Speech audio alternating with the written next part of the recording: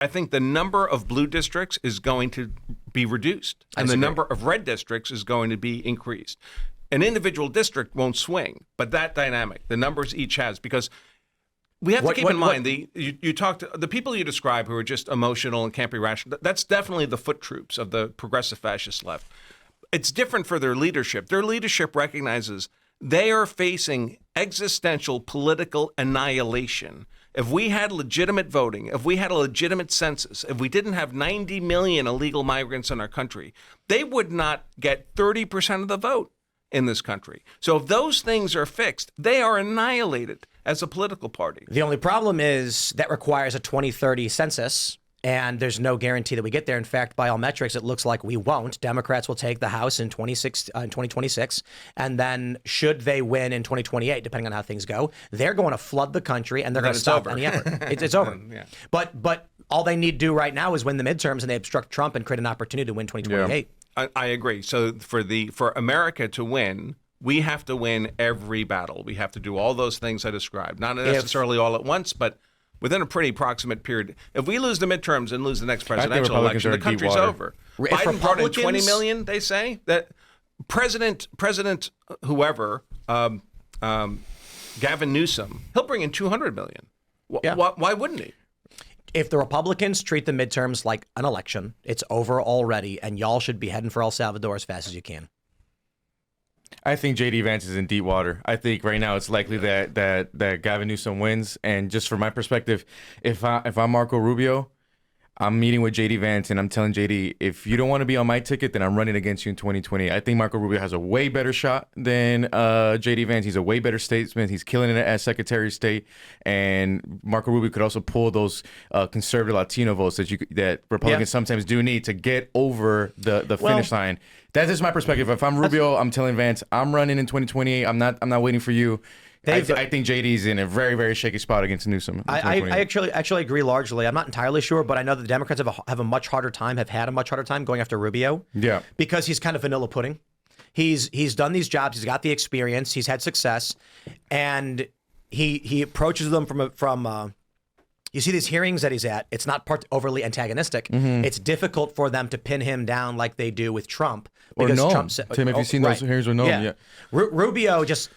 He's got all these jobs. He's got a lot of good PR, and he's coming off a bit like your generic conservative statesman, and that Democrats have a hard time turning him into the villain. Yeah, I don't know. I mean, I think that J.D. Vance, I think that Marco Rubio would do the job better. I think J.D. Vance would run a better campaign.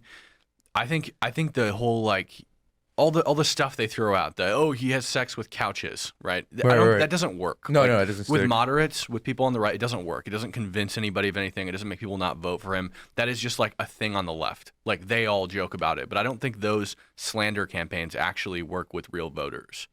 So J.D. Vance is very well spoken. He's a fantastic debater. He's a great speaker, and he has good ideas. I think that Marco Rubio is probably a little bit more competent as the actual president. I think Vance has more X factor. Yeah. I think one of the things that I think is a weakness for JD Vance is sometimes when he speaks, he's speaking too much to the online right on X, where he's not speaking to America. And sometimes that's one thing about JD is you know to win some of these votes, sometimes you're not speaking to us. But you're speaking to a normie, and the thing is right after the Renee Nicole Good situation, no matter how you feel about it. That was a sensitive time for the country, and JD just came aggressive and maybe like I said, the base loves it. MAGA's always going to love it. Even pushing the narrative about. But I don't know how he's going to do it with the normie voter. Pushing the Preddy wants to massacre people was a massive blunder. Huge mistake. Oh yeah, I agree. I agree with that. I think though, that J.D. Vance being involved in meme culture and everyone's online, even the boomers are online, right? I think that just shows that he's personable. The Halloween costume was hilarious. That was good. I don't know a single person who didn't think that was funny. It just shows that he's a person and he's personable and he has a personality and he's not just some blank slate politician who's, a loser. So I really like Marco Rubio, and I didn't think much of him as a senator. I thought he was a very squishy rhino, but he's definitely been hitting it out of the park with Secretary of State. But his circumstances really give him an advantage in being able to score wins. I mean, that's why Trump's big wins have been in foreign policy. Yep. Because he has much more freedom of action in foreign policy. These federal judges can inhibit him much less. He's much less reliant on Congress. He can just do things. And so he's doing those things. I think that's why Trump's really focused his efforts there, because that's where he can get ground. That's where he can get wins. The trouble is, in America, you don't win elections on foreign policy. You just don't. Yeah. People, ultimately, when they walk into the voting booth, they don't give a damn about Venezuela or any of this rest of this stuff. They want to know, how am I doing right now? How do I foresee my prospects for getting a job, paying my mortgage, my kids advancing themselves? And the foreign policy just goes away. So even if Marco Rubio just continues to knock it out of the park like he's been doing, I'm not sure that carries towards winning a domestic election. That's true. I think another sleeper too is like DeSantis is coming again. Like, I think people kind of forgot, like, DeSantis is not part of that MAGA camp with JD and Marco, and I think DeSantis is going to come in and he's going to throw his hat in. It's going to make another interesting kind of dynamic with DeSantis in there. I think he's coming again. I think that would be so bad for the election if DeSantis joined the race against, like, JD or Marco, especially if it's JD. I think it would actually maybe worse if Marco's the front runner. I think it would just tear the party apart and we'd lose. You have two, like, there are a lot of DeSantis loyalists in Florida who will vote for him, and it's just going to divide everybody and screw us over. I mean, we're already at the point where I don't even know if we're going to win in 2028. Right. I honestly think that the chances are kind of low. Right. So if we divide ourselves more than we already have, we lose. Well, one of the big conspiracy theories is that Trump was always just a pressure release valve in the rat hope experiments of American politics. That is, for those that aren't familiar, the experiment was done where they took a cylinder full of water and put a rat in it, and then after a few minutes, the rat just gave up and then drowned. They did it again, put the rat in the tube of water, and as it was about to drown, they picked it up, let it rest, dried it off, then put it back in. The second time it went in, it swam for hours because it believed if it just held out long enough, salvation was coming. And so one argument is that Trump was only ever allowed to win by the machine state. I don't know if you actually believe these deeper conspiracies. So that pro-American constitutional republicanist type individuals will believe it's possible to win and keep holding out hope instead of just giving up, which could result in insurgency, economic collapse, or just social disorder. So long as the right believes that there is an electoral path towards securing our country and our traditions, they won't go crazy. Pretty dark. Yeah. I'm not saying it's true, but people believe it because Trump seems to be only ever slowly losing. A lot of great things have happened. Don't get me wrong. You know, shutting down USAID was massive, but it seems like he's only ever just slowly losing. He's just in a tough spot also with these ICE raids because, like, the thing is, Trump right now has one of the biggest political wins in history of shutting down the border in record time, but because of the optics of the ICE raid and the way that Noam went about it with Bovino of being just very aggressive and confrontational, that's the story right now. We're not really even focusing on a big political win. They don't even have a choice to be confrontational or not, though. I mean, you have a many thousands person network in just one place that they're carrying out an operation, impeding them everywhere they go. I mean, these people are literally, they're doing it right now. They're in the chat right now, calling out intersections, dropping license plates. You can see it right here. Like, they're just, hey, I'm over here. I see an ICE agent here, two masked agents in the front. They're just doing it all day. If you go downtown Minneapolis or Southside Minneapolis and look for federal agents, you can't find them on your own because they literally stop, grab somebody, and take them. They do their work very, very quickly.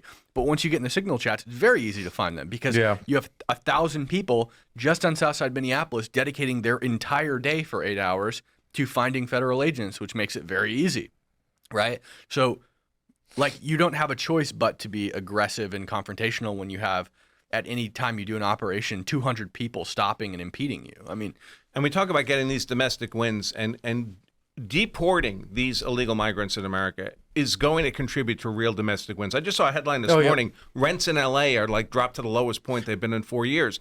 These are all human beings, right? They need to consume the things that human beings need. They compete with American citizens for every scarce American resource: housing, healthcare, employment, education, infrastructure, food, everything. That's why the cost of living is so high. We brought in tens of millions of additional people. We're not producing that much more of that stuff. So we all have to compete with them for that. And in many cases, not only are we competing with them for the resource, but they're buying the resource with our money. I mean, they're getting government benefits to pay for Section 8 housing, SNAP benefits, free education in public schools. All of this is being paid for with our taxes. Yeah. You take those people out of the equation. We say we have a housing shortage. We don't have a housing shortage if you take out the people who are consuming the housing. If you clear out, the quickest way to have 20 million homes immediately available is to clear out 50 million illegals. There's always this argument that you hear, especially from like the libertarian right. Illegal immigrants pay taxes. They work in this country. They contribute to the country. This is true. They do work in this country and they do pay taxes. But there is a House Committee on Budget study conducted in conjunction with the Center for Immigration Studies that found the net fiscal drain when you offset it by taxes. The equation's literally just social welfare used minus taxes paid. $68,000 per illegal immigrant is the net fiscal drain on the U.S. economy per person. The idea that they're not draining the system is just fundamentally false. Now multiply that by however many illegals are here. They're absolutely draining the system. Yeah, the nation's just being looted. It's an enormous redirection of resources from tax-paying, productive, employed American citizens to people from the third world who come here. I mean, these Somalians, for example, in Minnesota, they look around. It's like that movie where you put the sunglasses on and everyone's a lizard person. When they look around at America, they see America in a very different way than an American does. Right. We're a high trust society, first world society. We have very low guardrails on most of our social service programs because we don't need them, because we're not trying to constantly exploit the system. If you had to have high guardrails, you couldn't have the program because it would be much too inefficient if we just assume everyone's trying to rip off the system. There's no way you'd be able to do it. And that makes first world nations exceptionally vulnerable to exploitation by people from low trust third world societies, because what they see is opportunity. If you ask these Somalians honestly, they would tell you, we don't even think we did anything wrong. The rules say I'm allowed to have a daycare in my house. I filled out all the paperwork. I checked all the boxes. Sure, I'm providing daycare to my sister's kids who lives next door, and she's providing daycare to my. But the rules don't say we can't do that. We're not committing fraud. This is just what the system allows us. You Americans allow this. Because Americans don't understand what the law is or how it actually works. And we bring it up quite a bit, that there are laws in the books to this day that never get enforced and wouldn't get enforced. And a great example is in West Virginia. It's illegal to cohabitate with a woman. It's actually a crime in West Virginia if you're a man unmarried to have a female roommate or to live with your girlfriend. In what reality would a state trooper show up to your apartment and be like, you're both under arrest for misdemeanor cohabitation? Never going to happen. Now, what happens when someone comes to this country and they look at the rules and they say, better not do that, because they take it literally, not understanding how this country works? Or in the inverse, they say, what do you mean? I did everything right. I get your money. Your money is mine. And we're shocked by that. It's not explicitly illegal, but it's wrong to do, and you'll get in trouble if your community finds out about it. Too many people rely on written word, and they don't understand that Constitution means what constitutes a people and their morals. That's why multicultural democracy makes no sense and literally can't work. You can never quantify the law perfectly. There are a lot of instances, though, where they are just straight up breaking the law and they know it. Like Jonathan Cho and I did a really in-depth investigation on Somali child cares in Washington State. And we would just show up to the daycares, home daycares, just out of somebody's house. Hi, is this blank daycare? Nope, no daycare here. Go to the neighbors. You ever seen kids over here? Is there a daycare? Nope, never seen kids. It's not a daycare, but they're receiving $1 million a year from the government, and you can look it up, like on the state website, the expenditure website, and there they are. I gotta be honest. Like, part of me just says, man, if you're a rube, you're a rube, right? What do? You can try as hard as you want to explain to the dude how the 3-cart Monty is a trick and you can't win no matter what, but he's adamant he's going to win. And the American people are getting taken for a ride. And I know that most of us that are apprised of what's going on, we desperately are trying to alert the other Americans of the fact that they're being swindled by a con. But man, at a certain point, can you stop the tsunami, right? My point is, if this is the American way, then does America deserve to exist in this form? Is America the greatest nation that they claim it to be if the population is a bunch of self-hating, white, affluent female liberals giving away all of our money and our children's inheritance to a bunch of third worlders ripping us off? should that system exist? I'm going to go right and say that system, not the American dream, not the American Constitution, but that system should not exist, and everybody agrees. How you put a stop to it is a question when it is a system built upon rubes playing into it with a smile on their face. That's a real problem. We have a large segment of the society who's engaged in basically societal self-harm. I mean, they just make bad decisions for emotional reasons. In terms of this particular bad decision, we're going to allow hundreds of thousands of Somalians to steal billions of dollars from the treasury. One way to prevent that from happening is to not have the Somalians here. Then they can't do that. In fact, that's the only way to prevent that from happening. It doesn't solve the bad decision making, but it prevents that particular, you got a bunch of holes in the bottom of the boat. The answer is not to fix none of them. Like, why you fix them when you been can. Arrested since like Nick Shirley's piece, or like Cam, you were just in Washington State. Like, why hasn't anyone been arrested? Like, one of the great things optics wise about the ICE raids is that it does deter immigrants who are like in other countries from even making the journey, because they see, you get arrested, you get deported, put on a plane. Why not arrest these Somalis and make it a big show and then deter fraud? Who's gonna? Well, yeah. I wish the DOJ would do it, but like on the state level, the other layer to this, the other problem is like Washington State is like a hostile government. The mayor of Seattle is an open communist. Listen.